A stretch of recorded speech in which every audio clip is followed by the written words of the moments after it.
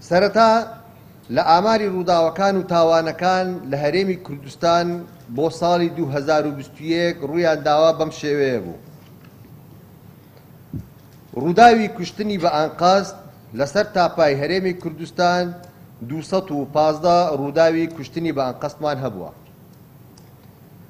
ڕووداوی کوشتنی بە هەڵا 59 حاڵەتی کوشتنی بە هەڵا لە هەموو هەرێمی کوردستان ڕوویان داوە.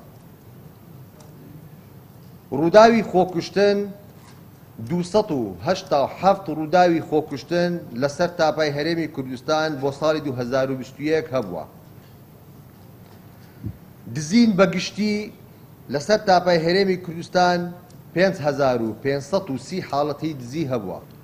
قومارکردن بەگشتی لە هەرێمی کوردستان 363 حاڵەت تۆمار کراوە. یاسای دەست بە سەرداگرتنی چەکی بێمۆڵەت خۆشبەختانە ئەم ساڵەکە ژمارەیەکی زۆر چەکی بێمۆڵەت دەستی بە سەرداگیراوە کە ژمارەکەیان 1051 چەکی بێمۆڵەتە. مادەی هۆشبەر ببورن کە دەستی بە سەرداگیراوە لەلایەن دەستگاکانی پۆلیس لە هەرێمی کوردستان 149 کەس بووە. تەقەکردن بە شێوەیەکی گشتی لە هەرێمی کوردستان 204 حالەت تۆمار کراوە. شەڕکردن بە گشتی کە سکاڵا تۆمار کراوە 5961 حاڵەتی شەڕکردنمان هەبووە. سەبارەت بە چالاکیەکانی پۆلیسی بەرگری شارستانی لە هەرێمی کوردستان و ئاماری ڕووداوەکانیان لە ساڵی 2021 بەم شێوەیە بوو.